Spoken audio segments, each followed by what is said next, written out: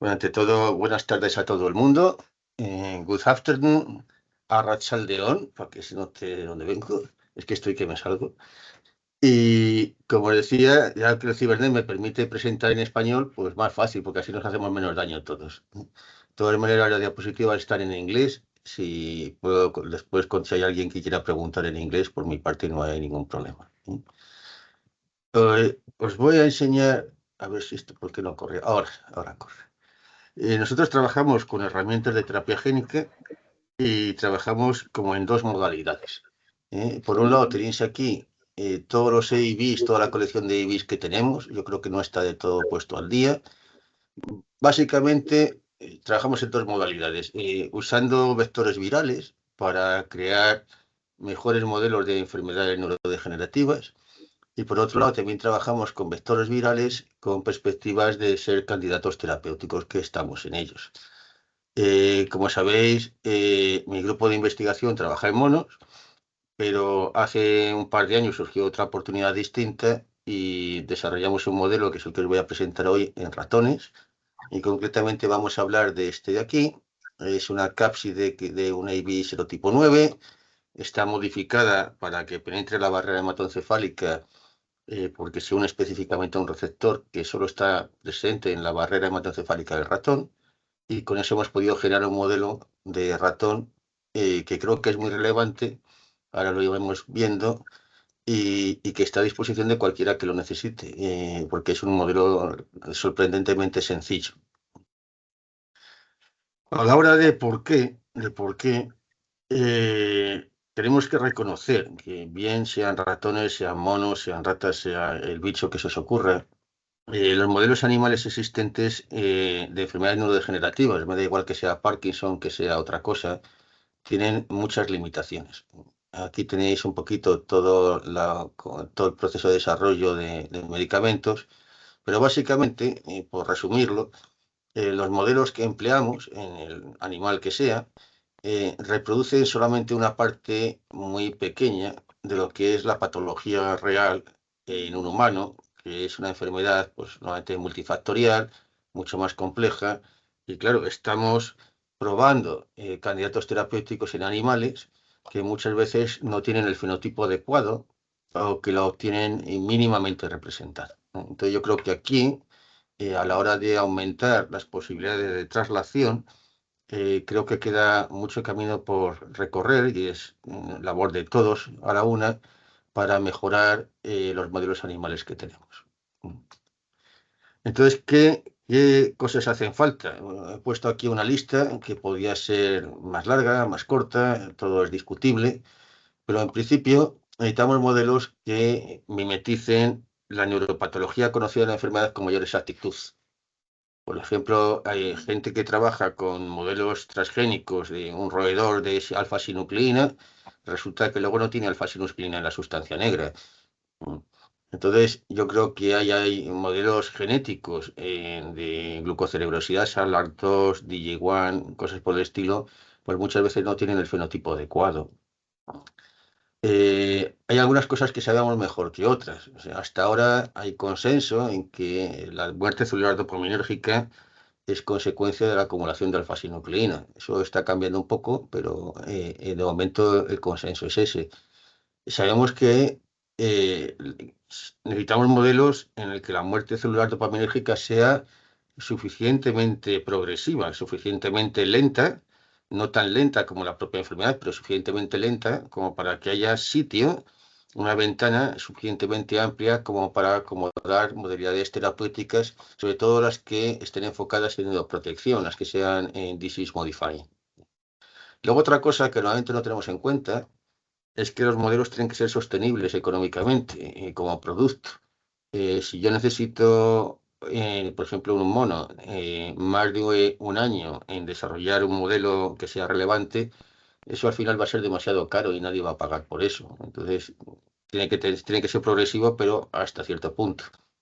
Y luego también necesitamos, por el tipo de pacientes que tenemos, modelos que reproduzcan tanto estadios iniciales de la enfermedad como estadios tardíos, Y claro, es muy difícil tener un modelo que tenga todo esto que nos dé suficiente satisfacción. Pero hay muchas posibilidades de mejora. Y aquí llegamos al tema de la neuromelanina, que ya me habéis oído hablar otras veces, tampoco os voy a aburrir. Esto fue una idea genial del grupo de Miquel Vila, que es un tío encantador y mucho más creativo que yo. Entonces, el grupo de Miquel Vila, en el Val d'Hebron, en el año 2019, a finales de 2019, publicó un artículo que ha cambiado mucho el campo, en el que él demostró que en ratas a las que les inyectaba un vector viral que codificaba que llevaba el gen de la tirosina, la tirosinasa, perdón, es el precursor de neuromelanina. Con eso conseguía pigmentar la sustancia negra en ratas. En los roedores no hay nada de neuromelanina.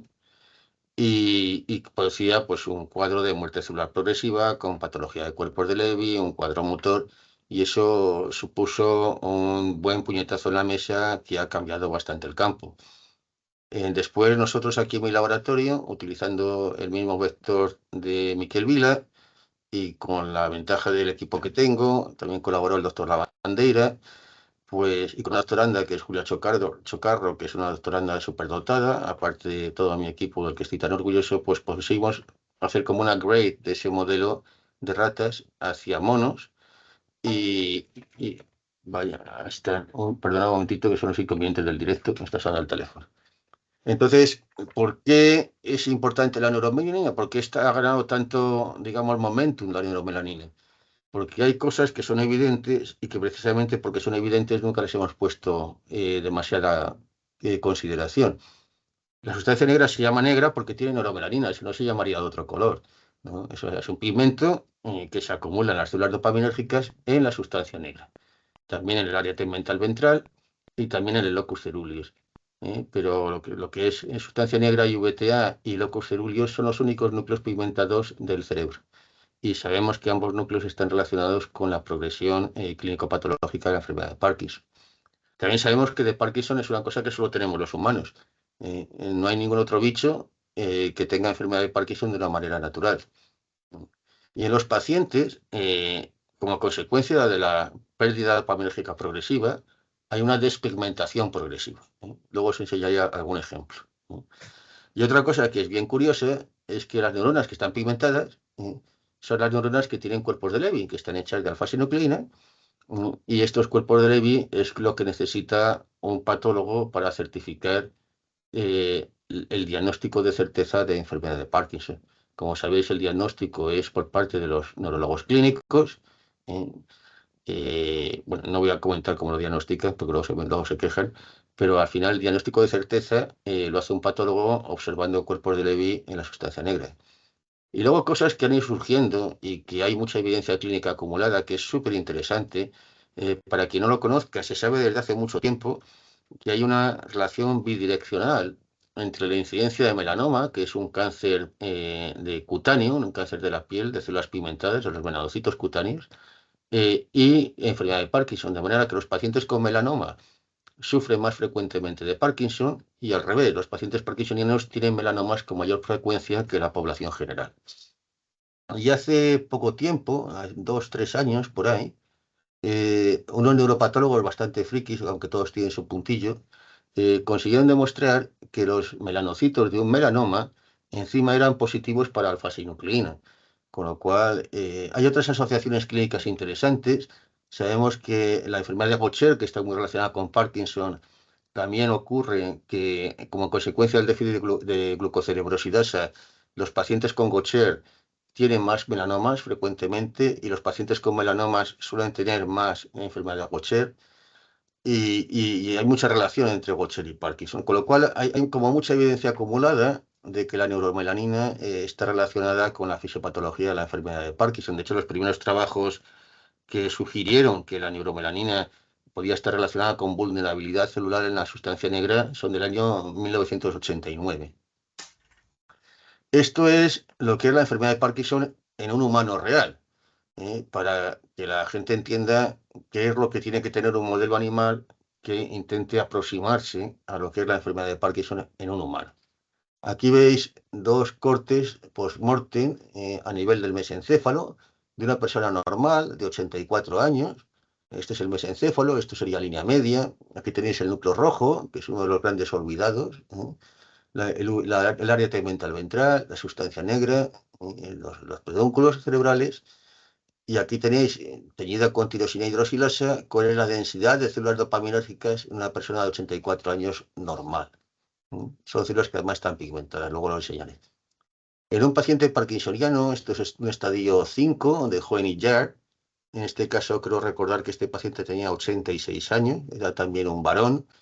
Es el mismo corte, línea media, núcleo rojo, VTA y sustancia negra, para que veáis cómo en un paciente en un estadio avanzado, la inmensa pérdida de neuronas dopaminérgicas, TH positivas, que tiene este señor, o tenía este señor, en su sustancia negra.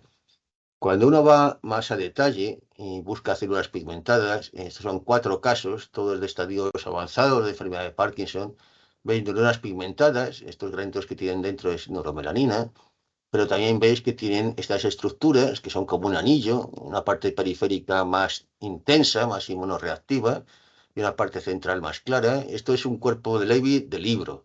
Son cuerpos de Levy muy típicos. Normalmente hay uno solo en cada neurona. En ocasiones son multiglobulares, puede haber bastantes más. También en ocasiones observan en el núcleo este otro tipo de inclusión, lo tenéis aquí y lo tenéis aquí, que se llama cuerpo de Marinesco. También es muy típico de la sustancia negra, aunque no es patológico. El cuerpo de Marinesco lo que indica es que es un paciente de edad avanzada, indica envejecimiento. Y este tipo de inclusiones intracitoplasmáticas, cuerpos de Levy, positivos para alfa-sinucleína, y este tipo de muerte celular tan abundante, es lo que debería tener un buen modelo a la hora de considerarlo como un modelo neuropatológico de la enfermedad de Parkinson. Entonces este es un artículo del año, yo me acuerdo, del año 2000 y mucho, en 2020 puede ser, por ahí, 2020, 2022, yo creo que 2022, no me acuerdo con seguridad. Hubo una compañía, bueno, sigue habiendo, se llama, coño, vaya coñazo el teléfono. Hay una compañía en Boston, cerca de Boston, que se llama Voyager Therapeutics. En su día trabajaban en terapia génica para Parkinson con un AV2 y dopa de carboxilasa. Han cambiado un poco su modelo de negocio. Ahora se dedican a hacer cápsides virales que penetren la barrera hematoencefálica. Entonces, en este artículo, creo que era del 2022, no me hagáis mucho caso, con un proceso muy sofisticado que se llama Tracer. No me preguntéis qué quiere decir, porque no, esto no entiendo yo gran cosa.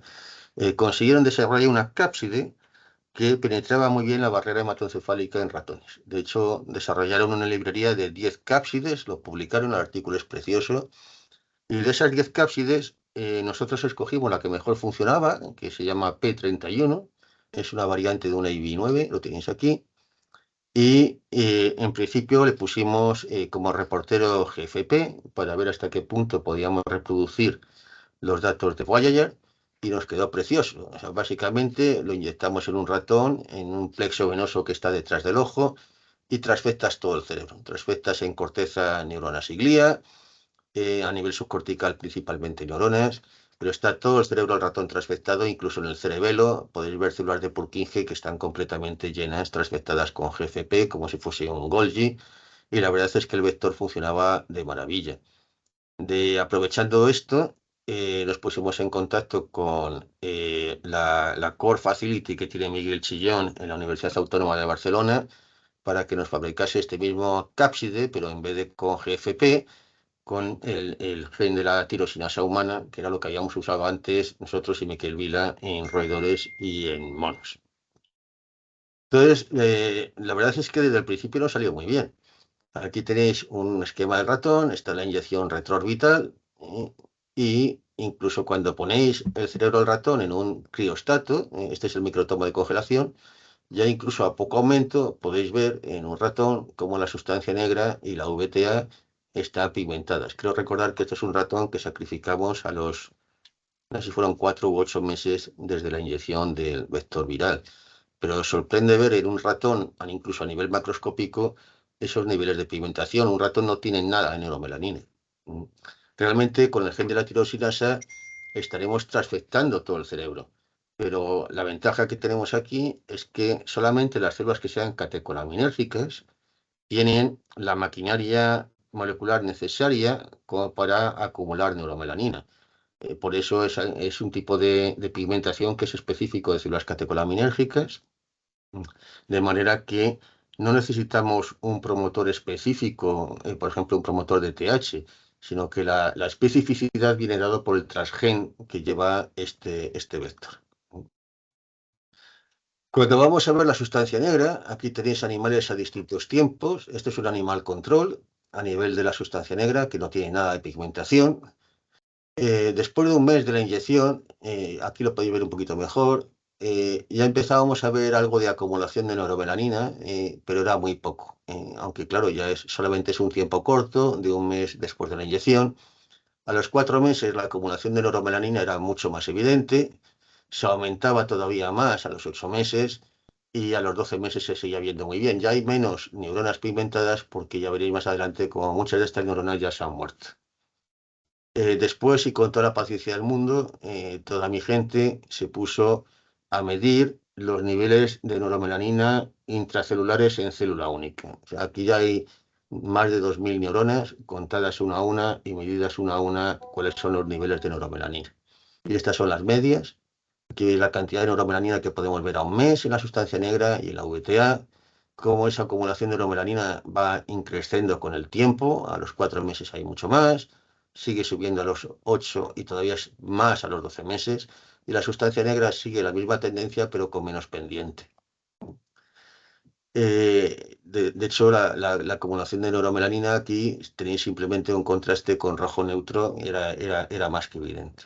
Cuando fuimos a ver al locus ceruleus, que es lo que tenéis aquí, os dejo la sustancia negra y la VTA por comparación, porque luego va a interesar contaros una cosa. Locus ceruleus tenéis un control, un animal a un mes, donde todavía no veíamos nada. A los 4 meses empezábamos a ver un poco, pero muy poco, ¿no? Y se veía un poquito mejor a los 8 meses y más pigmentación del locus ceruleus a los 12 meses. Cuando miramos los niveles intracelulares, vemos que a los 4 meses prácticamente no hay nada, a los 8 meses un poco más, pero sigue siendo un nivel muy bajo, y a los 12 meses en el locus ceruleus, si os fijáis, si tiramos aquí una raya, no llega en escala logarítmica, perdón, no llega a un 0,15%, un 0,15, perdón, que era más o menos el mismo nivel que teníamos en la sustancia negra y en la VTA a los 4 meses. O sea, la conclusión aquí es que el locus ceruleus se pigmenta menos y se pigmenta más tarde. A los 12 meses tenemos una acumulación de neuromelanina equivalente a la que vemos en la sustancia negra y en la VTA únicamente con 4 meses de tiempo de supervivencia. Eso va a ser importante para después ver qué tipo de inclusiones intracelulares vemos. Cuando fuimos a ver grado de lesión en dopaminérgica, la verdad es que salió bastante bien.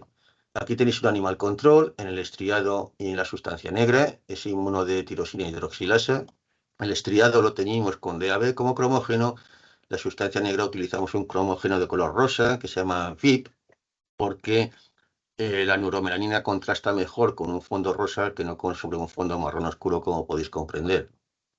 En los animales sacrificados al mes no veíamos ningún cambio, ¿no?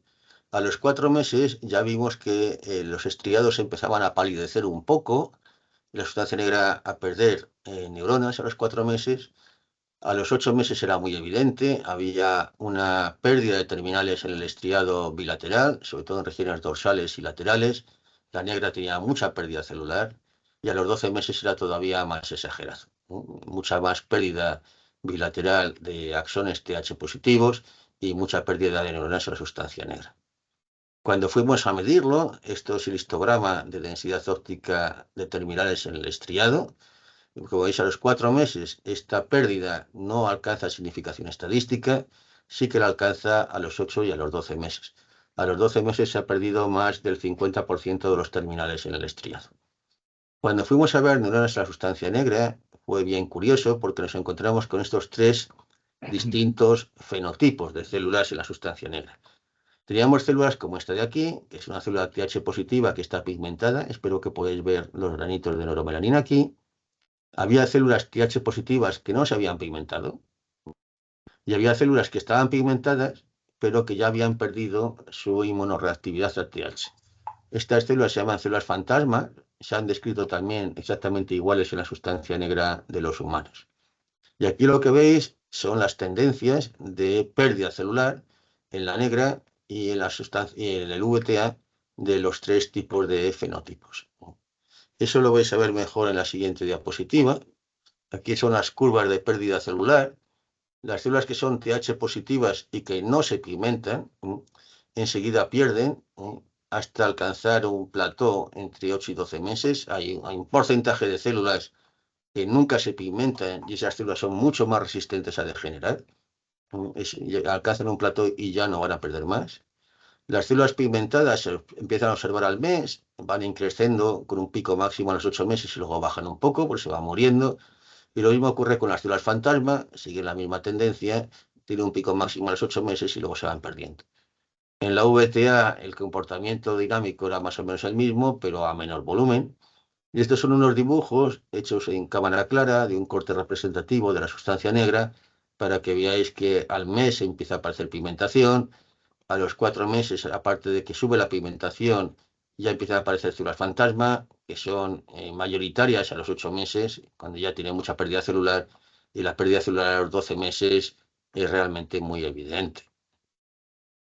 Cuando fuimos a buscar inclusiones intracitoplasmáticas, aquí tenéis varios ejemplos. Esto es un animal control, esto es TH, sinucleína fosforilada en la serina 129, P62, que es un marcador excelente de cuerpos de Levy.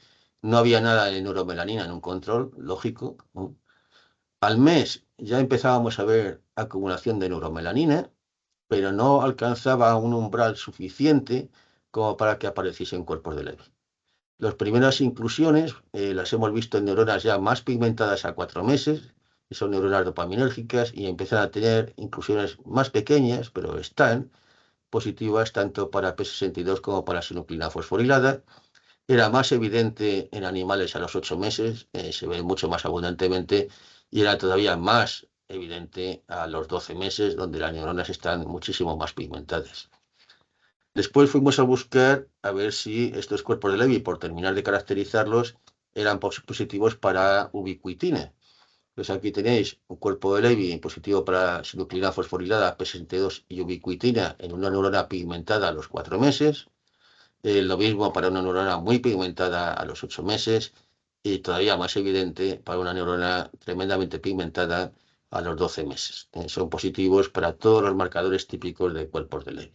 Eso a nivel de la sustancia negra. Cuando fuimos a ver el locus ceruleus, recordar que el locus ceruleus a los 12 meses se pigmentaba más o menos como la sustancia negra a los 4 meses.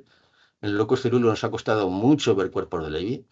De hecho, solamente los hemos visto en los pocos casos que los hemos encontrado en animales que se han seguido durante 12 meses.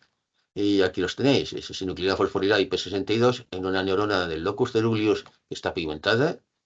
Son niveles de pigmentación parecidos a los de la sustancia negra a los 4 meses, pero vamos, en este caso es una neurona que tenía 2. Es más una rareza, pero en ocasiones lo encontramos. Pero los niveles de pigmentación son más bajos y por lo tanto realmente cuesta encontrar cuerpos de Levy en el locus ceruleus. Luego les hicimos test de comportamiento. Esto lo hacen Ana García Osta y Mar Cuadrado en el laboratorio de al lado. Nosotros, como os he dicho, antes no trabajamos con ratones. Los animales que se testaron a distintos meses dieron una diferencia estadísticamente significativa en el test de Rota-Roth, únicamente para los animales con un seguimiento a los 12 meses. Y luego se les hizo también en paralelo un test de catalepsia, que es más sensible, y el test de catalepsia alcanza significación estadística a partir de los 4 meses, a los 4, a los 8 y a los 12 meses. Se detectaba antes diferencias en el test de catalepsia que en el test de Rota-Roth. Miramos también órganos periféricos, porque no os olvidéis de que es una inyección sistémica. Entonces queríamos ver si en órganos sistémicos podíamos ver pigmentación con neuromelanina. En principio, nuestra idea era esperar encontrar pigmentación en la médula adrenal de la glándula suprarrenal, porque es catecolaminérgica. Sin embargo, en las glándulas suprarrenales no vimos absolutamente nada. Solamente vimos acumulación de neuromelanina de pigmentación en el bazo. No sé cómo tenéis de reciente la histología. El bazo está hecho básicamente de 2 compartimentos, lo que llamamos pulpa blanca, que es linfocítica, que sería aquí, son como como diría yo, como folículos, eso es pulpa blanca, por medio está la pulpa roja, y en esa pulpa roja, que lo tenéis aquí en un corte sin contrastar con hematoxilina y eosina, esto es simplemente neuromelanina, veis que esa pigmentación sigue a la pulpa roja y evita la pulpa blanca. En el bazo sí que hay pigmentación. Lo hemos visto un poco a los 4 meses, pero sobre todo en todos los animales a partir de los 8 meses. Luego otra cosa que nos sorprendió, esto además casi se nos pasa porque hay que verlo a mucho detalle, esto es una hematoxilina eosina del corazón. Estos son miocardiocitos, el músculo estriado cardíaco, que se caracteriza por tener núcleos en posición central, y veíamos en las zonas que están perinucleares, que se llaman conos sarcoplásmicos, veíamos cierta acumulación de neuromelanina que luego pudimos comprobar en la misma tinción, pero sin contraste. Por razones que desconocemos, algunas pocas fibras cardíacas acumulan también pigmentación. No vimos nada más en ningún otro órgano periférico. Ya hemos mirado casi todo lo que tiene un ratón dentro, tanto pulmón, hígado, páncreas, riñones, gónadas, intestino. Hemos mirado todo lo que se nos ha ocurrido en un ratón, músculo estriado esquelético también, y no hemos visto nada de pigmentación. Esto es un poco un resumen de lo que es este modelo, del tiempo en el que se va presentando cada fenómeno que podemos observar. Como veis, la pigmentación con oromelanina empieza de una manera temprana, al mes de la inyección, y va aumentando con el tiempo. Los cuerpos de Levy, o Lewy Body Like, intracitoplasmáticos, los empezamos a observar a los 4 meses, y conforme pasa el tiempo son más numerosos y más evidentes.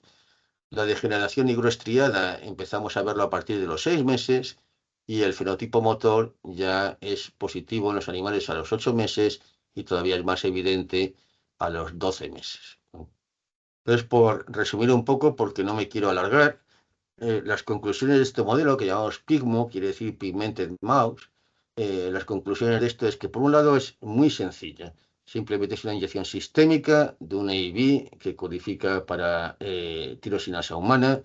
No necesitas para generar el modelo realizar ningún tipo de procedimiento estereotáxico para hacer un delivery intraparenquimatoso. Simplemente se inyecta a nivel sistémico y funciona bien. Induces una pigmentación bilateral y un modelo bilateral. Otra ventaja del modelo es que a partir de un mes, la patología es progresiva, de manera que uno tiene una ventana terapéutica amplia y uno puede decidir en qué momento hacer una intervención e intente corregir ese fenotipo neuropatológico e incluso el fenotipo motor. O sea, uno puede decidir intervenir cuando el proceso ha empezado ya, pero antes de que el proceso alcance un punto de no retorno. La ventana terapéutica para una intervención es relativamente amplia.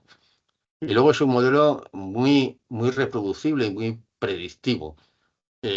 Todos los ratones de cada grupo, de cada tiempo de supervivencia, son absolutamente idénticos. Con tal de que la inyección se haya hecho bien en el plexo venoso retroorbital, la patología que esperas al mes, a los 4, a los 8 y a los 12 meses es completamente reproducible dentro de cada grupo experimental, tanto a nivel de neuropatología como a nivel de fenotipo motor.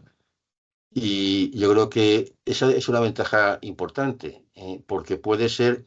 Vamos a ver, mi punto de vista es que más que considerarlo como un modelo que descarte todos los modelos que existen hasta la fecha en ratones, más que ser un modelo alternativo, nosotros lo vemos como un modelo complementario.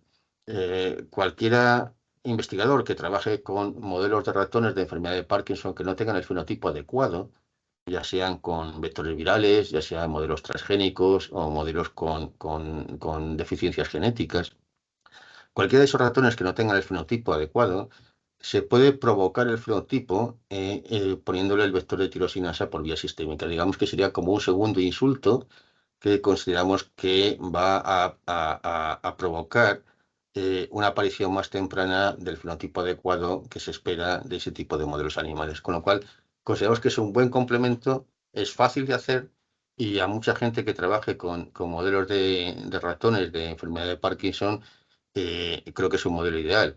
Para la gente que no trabaja en Parkinson, es un modelo que también tiene otras ventajas. Este vector que es penetrante en la barrera igual que puede acomodar el gen de la tirosinasa, puede acomodar un gen de tau mutada. Y entonces inducirías una tauopatía generalizada en todo el cerebro del ratón. Lo mismo para quien trabaje con mutaciones, que para que trabaje con otras proteinopatías tipo TDP43, etcétera. Al fin de cuentas, es un vector que pasa la barrera hematocefálica de una manera muy eficaz y es muy sencillo de usar a la hora de reproducir una proteinopatía neurodegenerativa. Y eso es un poco todo lo que os quería contar. No sé si me he pasado de hora, pero claro, es que cuando me dejan hablar de mi libro, pues me pongo como loco. En definitiva, que sepáis que está a disposición de todo el mundo que lo pueda necesitar. La Core Facility de la Universidad Autónoma de Barcelona estaré encantados de producir vectores virales los que necesitéis. A nosotros nos da muy buen servicio. Y si tenéis cualquier pregunta, por favor, adelante y encantado de contestaroslas si me lo sé. Muy bien, pues muchas gracias, Lancy, por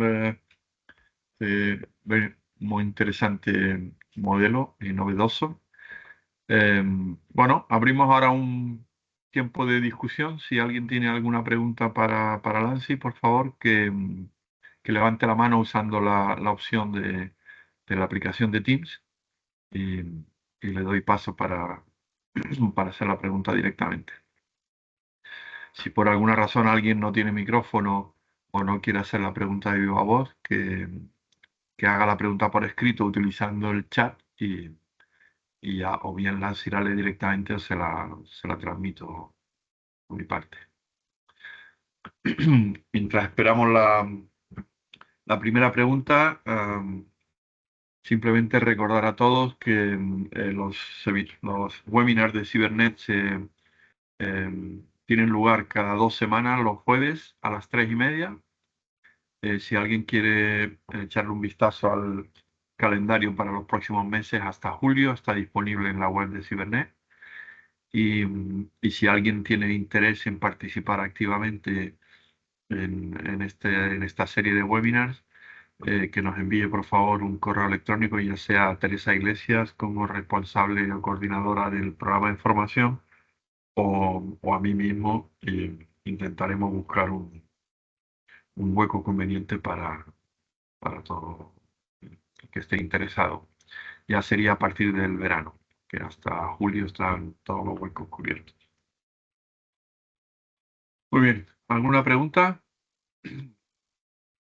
Creo que fácil, no hay preguntas. Me voy a preguntar, ¿me oís? Sí, Sí, Teresa. Teresa, adelante. Espera que enciendo la cámara porque voy yo con un poco de... Bueno, muchas gracias, Lancy. La verdad es que el modelo, bueno, para mí me parece que además es que funciona espectacular, encima reproducible, que muchas veces los propios ratones, los modelos de ratón no lo son tanto, ¿no? A veces. Entonces, que esto lo tenéis mandado, he visto que lo tienes en BioArchives Sí. y yo creo que es súper útil. No, vamos, yo pensando, claro, en modelos, bueno, en utilizar ese tipo de aproximación, ¿no? Con estos adenoasociados para nuestros intereses. Que supongo que las limitaciones vendrán también por el tamaño Sí.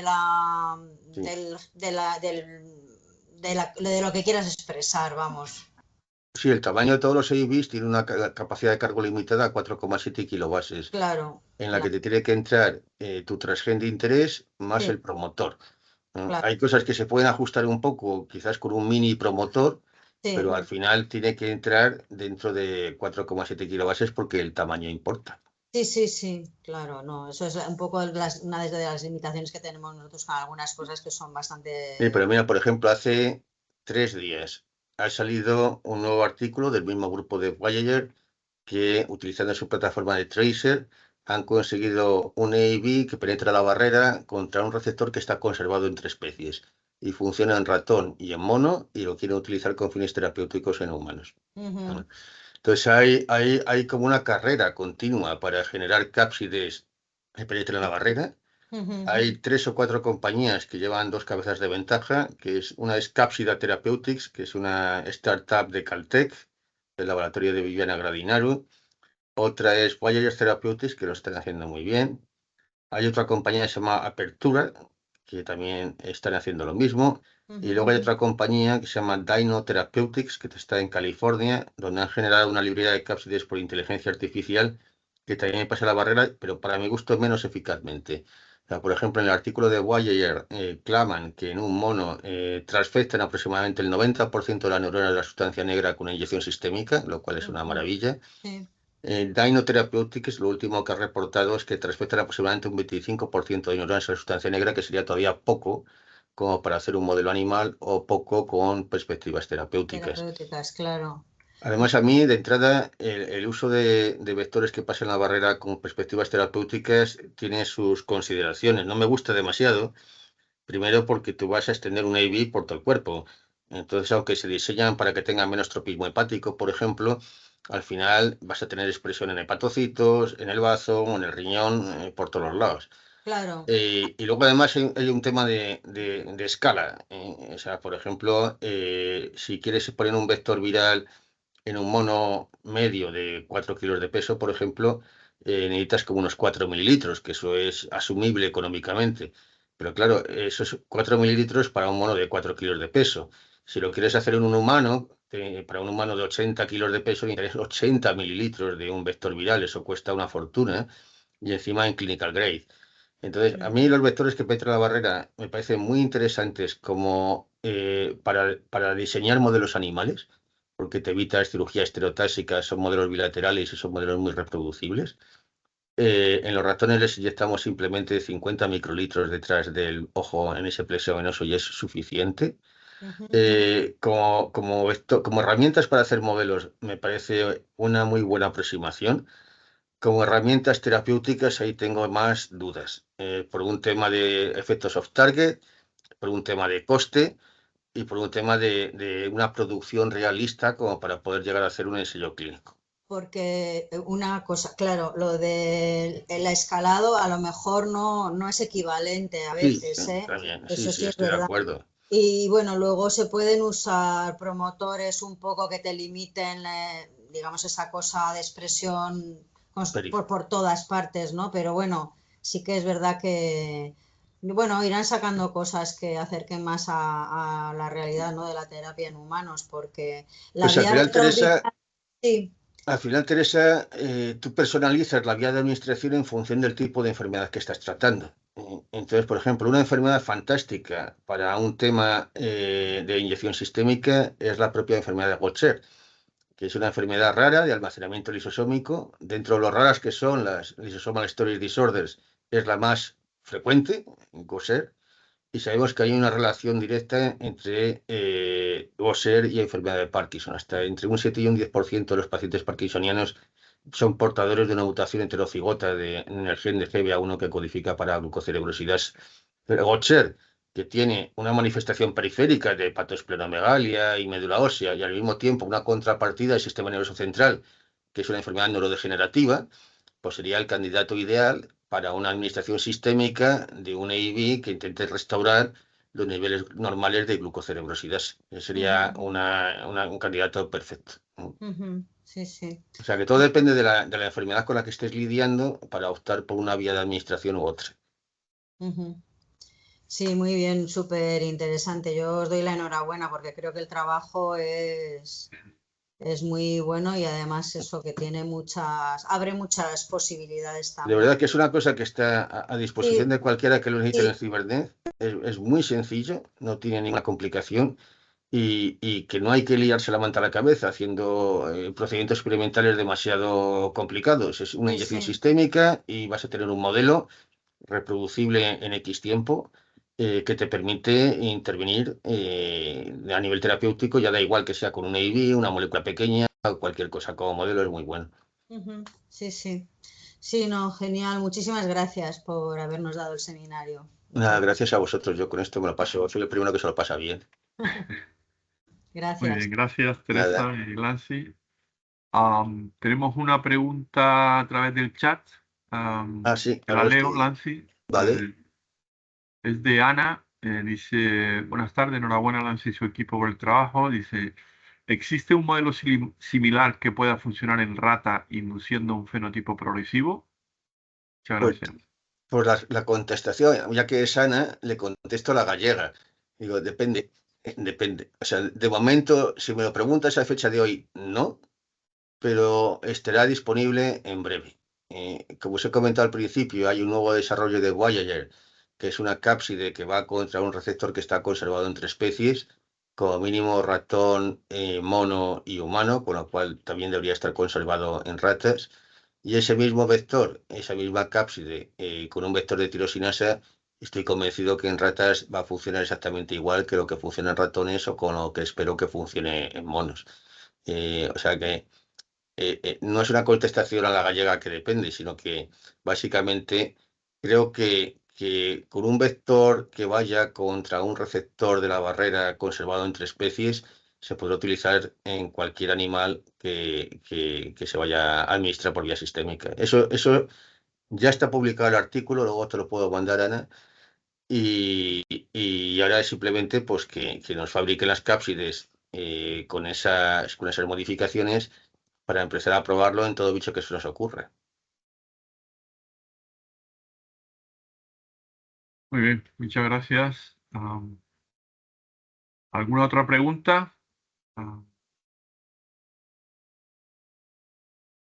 He dicho antes, si alguien quiere preguntar, por favor, que levante la mano usando la opción de participar en la aplicación de Teams. O también se puede enviar a través del chat una pregunta por escrito, como ha hecho Ana justamente ahora. Y si alguien no se atreve a preguntar, me puede contactar aparte. O sea, que tampoco hay Sí, ningún problema. muy bien, pero vamos, Pues que muchas no gracias. nos comemos a nadie. Se puede preguntar tranquilamente.